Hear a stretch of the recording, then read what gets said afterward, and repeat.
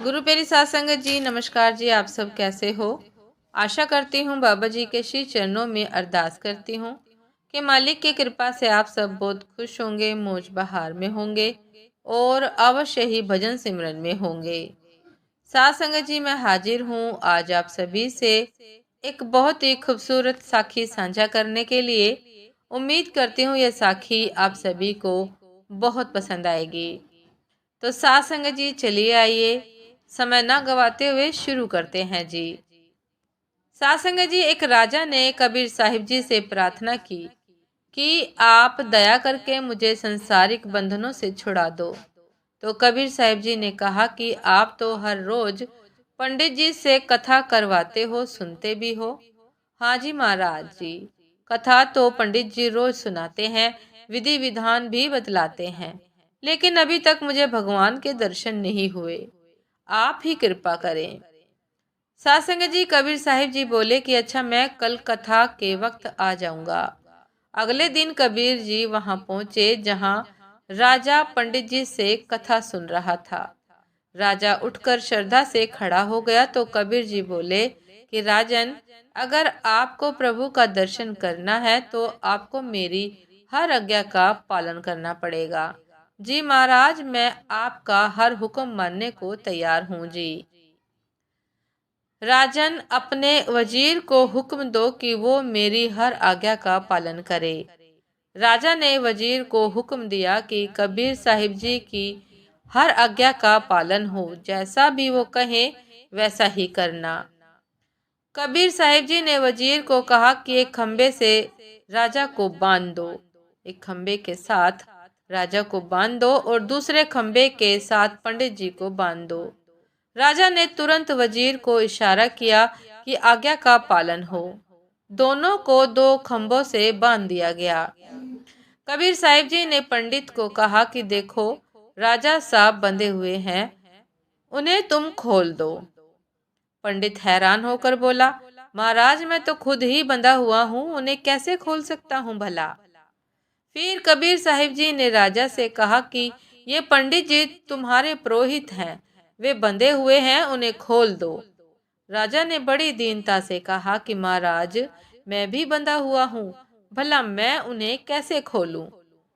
सासंग जी, तब कबीर साहिब जी ने सबको समझाया कि बंधे को बंधा मिले, छूटे कौन उपाय। बंधे को बंधा मिले, छूटे कौन उपाय। सेवा कर निर्बंध की, जो पल में लेत छुड़ाए। जो पंडित खुद ही कर्मों के बंधन में फंसा है, जन्म मरण के बंधन से छूटा नहीं, भला वो तुम्हें कैसे छुड़ा सकता है। अगर तुम सारे बंधनों से छूटना चाहते हो तो किसी ऐसे प्रभु के भक्त के पास जाओ जो जन्म मरण के बंधनों से छूट चुका हो। केवल एक संत सतगुरु ही सारे बंधनों से आजाद होते हैं। वही हमें इस 84 के जेल खाने से आजाद होने की चाबी देते हैं। परमात्मा के महल पर लगा ताला कैसे खुलेगा। सासंगत जी इसकी युक्ति भी समझाते हैं। जो उनका हुक्म मानकर हर रोज प्रेम से बंदगी करता है, वो सहज ही परम धाम में पहुंच जाता है जी।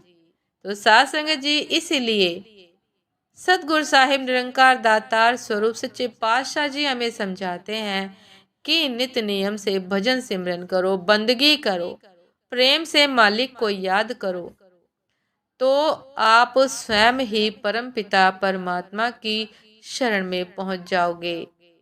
साथ संगत जी, ये थी आज की एक बहुत ही खूबसूरत साखी कि पूरा गुरु ही हमें कर्मों के बंधन से मुक्त कर सकता है। जो स्वयं मुक्त नहीं है, जो पूर्ण नहीं है, वो हमें कैसे बंधनों से छुटकारा दिला सकता है? नहीं दिला सकता। तो साथ संगत जी, इसलिए हमें पूर्ण गुरु की शरण प्राप्त करके ही भजन सिमरन की चाबी लेकर, सतगुरु से भजन सिमरन की चाबी लेकर भजन सिमरन करना चाहिए और अपने सचखंड का दरवाजा खोलने की कोशिश करनी चाहिए।